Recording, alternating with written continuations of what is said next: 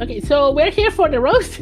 What's going on? I'm gonna first go through all the classes on how not to play them, and I made a Wait. build that can very effectively play the class incorrectly. Right. That kind of hits home of what I created.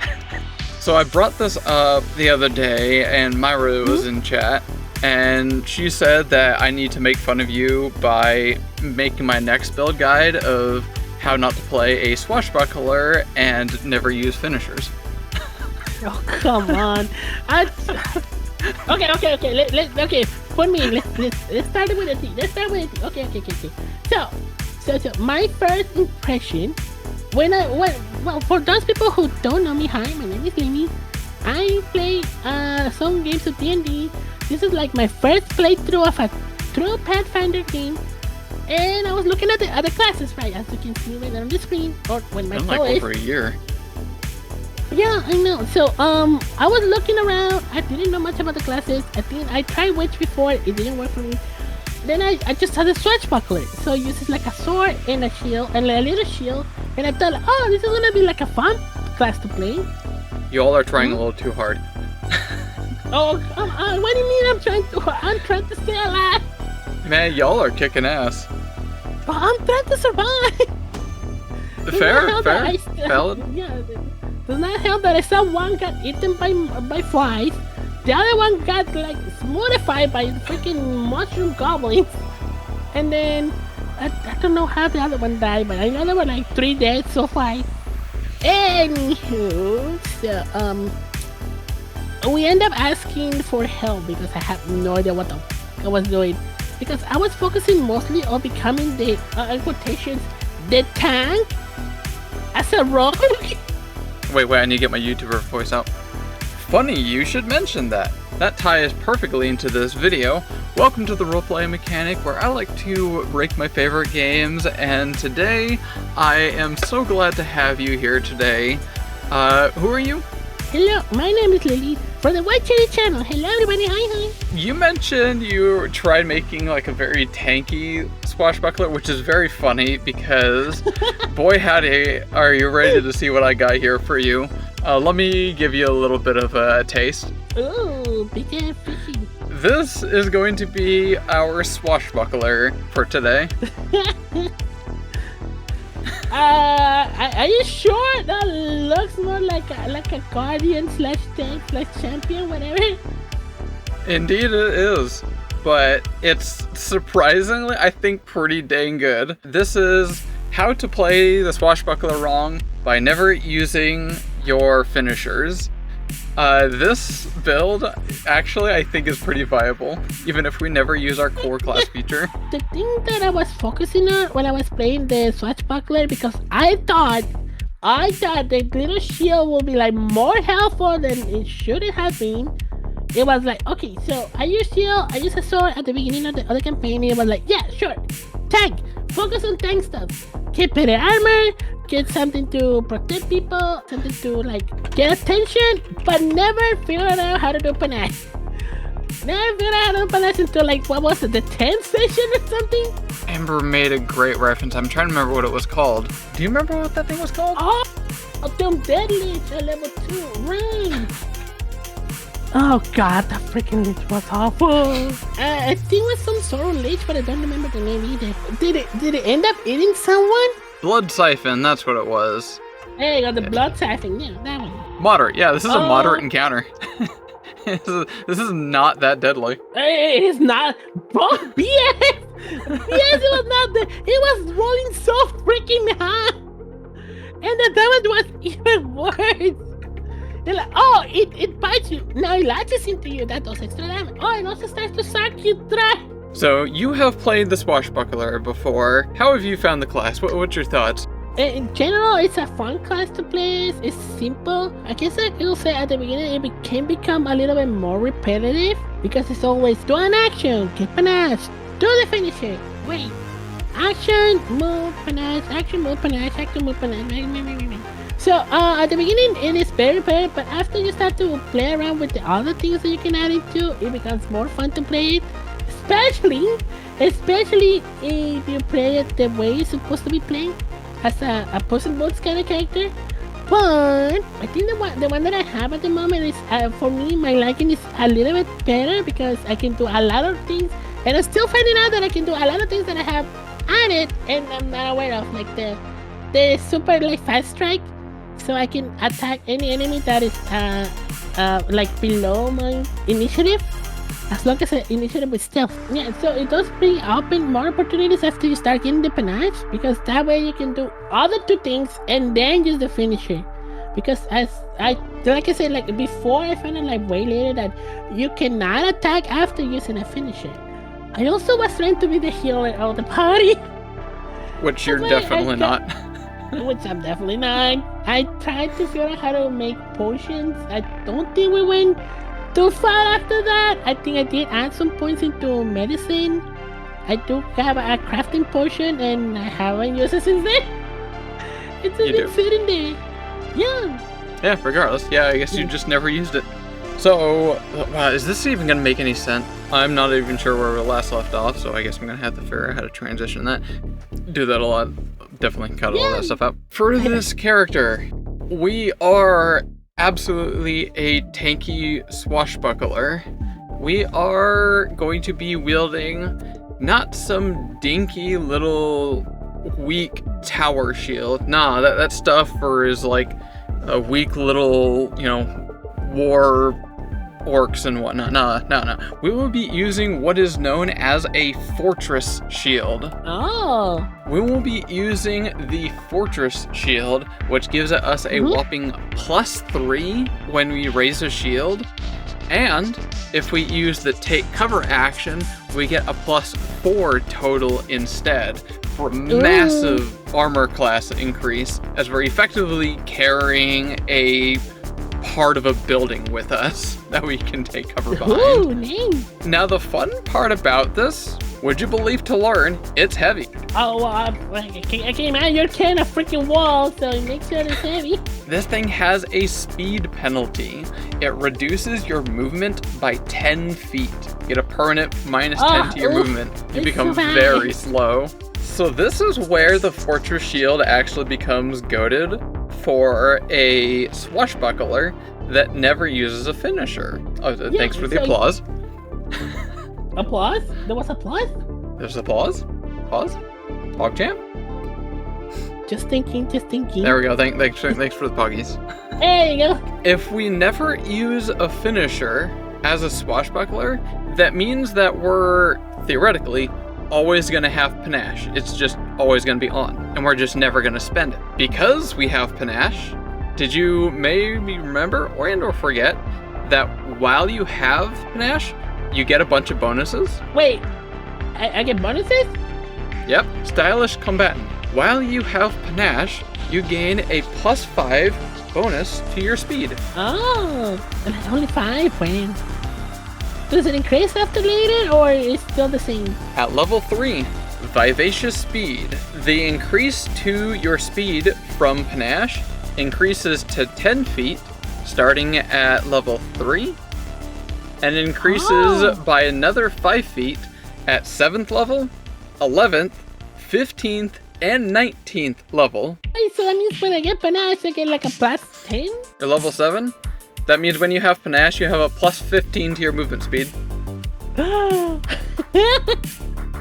I can be a speedy guy, let's go! So this build, I bought it all the way up to level 8, which I'll show for later. Okay. Even though we're going to be wielding a fortress shield that makes us very slow, reducing our movement by 10, because we're always going to have panache, we're actually going to be negating that, or even getting faster, because we're never going to use a finisher. Now, I could have made this build ancestry agnostic or background agnostic, but I often like to add what I like to dub as a roleplay mechanic to these build guides. You get a vibe, a sense of who exactly is this? We're not just making a weird build to break the game purely for the sake of it. Now, we want some kind of feeling. Take, for example, my build guide on how to play the gunslinger wrong. I made it a stealth archer. That's an elf that hides in the woods. For the swashbuckler that never uses panache, we are going to be a Atharmaru gladiator. Wait, what? A thermal gladiator? Is that the fish? Indeed. Wait, don't they have to always be wet? Aren't we all? God damn it. That's what I meant, but yeah, fish. For the Swashbuckler, we will be playing an Atharmaru, otherwise known as fish. Why did I choose Go fish? fishing. Was it purely for the case that nobody ever plays fish and it's a forgettable ancestry and I'm just doing it for the memes? Yes. The world may never know. However, what makes a very effective tank, I actually learned this from my girlfriend. She's playing a centaur in the Shades of Blood campaign.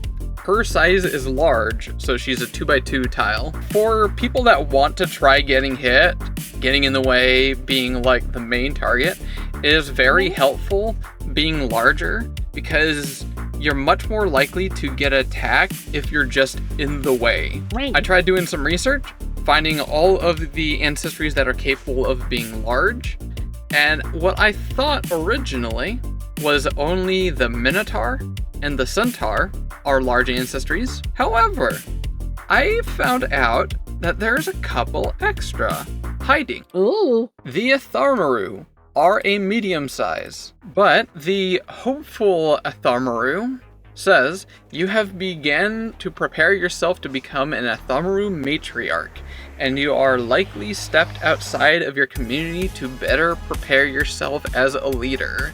As part of your physical change, you are substantially taller than you once were. Instead of medium, your size is large. So, simple terms, you become thick. You become big, thick fish. Nice. And these fish people love their big and thicks. Yeah, there's always a bigger fish, apparently. Okay, so you're making a swashbuckler face that does not use spinach. It's tankific. Rather than Puss in Boots, it's Fibs sandals. Oh my god, what? Hell yeah, brother. Fish and sandals, let's go. Alright, so for the Swashbuckler being super tanky, we are going to be playing an Atharmaru gladiator fish. But also, we are a matriarch. We are quite big. We're going to be just generally trying to get in the way as much as possible. But now to the main bread and butter, the actual class itself. Ring. How can we play a Swashbuckler that doesn't use finishers? The finishers are going to be kind of our main action economy. Because we're removing it, we're kind of opening up our action economy to try doing other things from other features or other classes. The way I picture this type of swashbuckler, it will be like just imagine like somebody setting up a shop, but it's like somebody setting up a huge wall in front of it, but it's just like nitpicking them, shooting like things at them from afar and keeping them at a distance. And if they try to get too close, they can start moving away. It is worth noting that we will actually be making a pretty decent use of one of our core features called Precise Strikes. We will want to be using a finesse or agile weapon. In this case, I recommend using an agile weapon, ideally. We have a +4 to our strength, which means we're going to get 4 additional damage from our attacks, but also we will be doing additional precision damage with our attacks as well. Our basic attacks with no preparations that we can just fill in whenever, however, are going to be doing a lot of just extra raw damage, regardless of whatever the die is. Yeah. As for what weapon you want to use, go ahead and just find something that feels thematically interesting. Maybe you could use a trident that might be applicable, or a spear. Just choose something that either has finesse or agile. Have fun with that. Now this is where we become a little bit more aware on how we start making use of our class while not using finishers. Instead, we are going to be a skill monkey combatant. We will be constantly using our skills to fight with. Starting at level 1, we are going to be choosing our combat style. For you chose the Battle Dancer, which means in addition, you can also do the Perform action to get panache. For this character, we are taking the Gymnast. You reposition, maneuver, and bewilder your foes with daring feats of physical prowess. you're trained in athletics, and when you grapple, reposition, shove, or trip, they gain bravado. Effectively, whenever we do combat maneuvers, we get bravado, such as grabbing onto someone, moving them around, shoving them, or tripping them. Oh, okay. Naughty. What's very important about this one is this is going to take up quite a bit of our action economy, because all of these abilities that we're trying to use are attack traits, which means we're either going to be doing these or trying to attack. We're generally not going to be trying to do both, as because the multiple attack penalty is going to stack up. Whereas for you, Perform doesn't have an attack penalty. You can do that without worry. Yeah. And starting at level 2, what kind of archetype, what kind of free archetype are we taking with this? If you haven't guessed it already, we are picking up the iconic Sentinel dedication. Sentinel, let's go! Starting at level 2, all it does is very simple and straightforward. We have more armor training. The Swashbuckler starts at light armor. By picking this up, we are now proficient with medium armor. And following there just after level 3, our general feat, we will be picking up armor proficiency.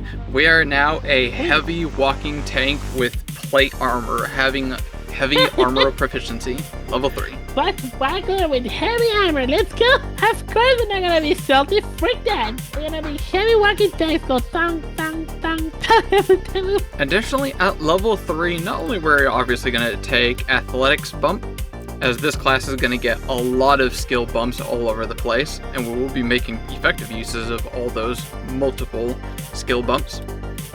We are going to be picking up Hefty Hauler, ideally. Now, if you want to take some other ones that feel appropriate, go ahead. But ideally, we're going to want Hefty Hauler because that Titan shield, the Fortress shield, is so bloody heavy. And then when we pick up heavy armor proficiency as well, that's going to be super heavy. We want to make sure that we can at least carry our equipment, let alone anything else with us. Yeah. Additionally, at level 3, we're going to be picking up Vivacious Speed, which will help us offset the penalty from using a Fortress Shield, because we're not going to ever use Finisher, meaning we're always going to have Panache. We always get that additional bonus speed. And I kind of like this build now, it's more tanky. At level 3, we are going to be exceptionally tanky, but we'll be doing okay damage. But namely, our intention is going to be doing a lot of athletics check, intimidation checks. We're going to be doing a lot of skill checks to manipulate people on the battlefield. And now at level 4, we will be picking up Flamboyant Athlete. Once we have Panache, we no longer need to make a roll to climb anything because we have a climb speed. We can just climb anywhere at any time, no rolls. Moreover, that sounds fancy. Because we're a fish, we already have a move speed of 35 swim. So we are an ATV, all-terrain vehicle here. And following up, if you don't know what the follow-up Sentinel feat is, Steel Skin. While we are wearing armor, we do not become fatigued while sleeping in it. So we can sleep in our Titan shell. If we ever get ambushed, we're already wearing our armor. Level 5, attribute bonus, we want to focus on being really tanky. Strength to apply good damage because we're just going to be auto-attacking with basic attacks.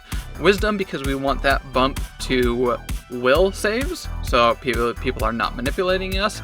And last but not least, not con, but charisma. We want a very high charisma, and that'll show up a little bit later. At the same level here, level 5, we are bumping intimidation, because at level 7, when you roll initiative, you yell a mighty battle cry to demoralize any foe that can see you for free as a free action. And if we're legendary, we can use a reaction to demoralize foes when you critically succeed in an attack roll as well. We're going to be spending quite frequently trying to demoralize people. That's going to help fill in our action economy as we're not going to be using other types of abilities. We're going to use a lot of skill checks to fill in our lack of actions. Oh, nice. As well as this is the final T.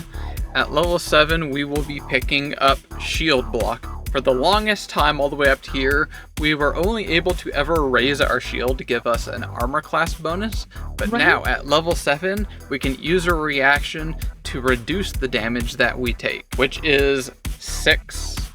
We take 6 less damage if we use our reaction to block incoming attacks. And level 8, Terrified Retreat. When you critically succeed at demoralize action, and they're lower level than you, they become fleeing for 1 round. If we demoralize someone and they critically fail, they must spend their entire turn running away from us. Jeez, that is evil. That is evil. But dang. Love it. So, Tilliard, you make a Swashbuckler that is attack instead of a Swashbuckler. Let's go. So this is my guide on how not to play a Swashbuckler. We will not be using our finishers. Instead, we'll be doing a variety of different skill checks, from shoving, pushing, disarming. We will do some very basic attacks for some okay amount of damage thanks to persistent strikes. We'll be spending a lot of actions to either raise a shield, take cover. We are very tanky. We're effectively just someone that is debilitating or taking hits. Tanky mode, activate. Let's go. The outro or the intro, no one knows. I'll just like edit the video and then put like the intro at the end, the outro at the beginning. Perfect, thing. If you enjoy these how not to play build guides, don't forget to do all of those things that appease the algorithm, like, share, all that good stuff. But also, let me know what you are interested in seeing. Do you want any specific class? Is there a specific way that you want me to try building a class? For example, a rogue that never sneak attacks, or a wizard that doesn't cast spells. Wizard never cast spells, oh my god. I'm also open to other things as well. I got lots of plans, such as how not to play a hex-style game. Most notably, I am very excited. This is thanks to Mel that posed it. I will be doing another series called Can You Milk It? Eh? So if you want to see me rank all the enemies in the monster manual and rank whether or not can you milk these enemies, stick around. I would be glad to show you what their milks potentially look like. Till next time. Okay, Lily, you do the outro. I'm so stuck with the milk. And then how the milk looks like? Are you also gonna say how does it taste like too? What the? Yeah, sure, why not? Anyway, good night, everyone.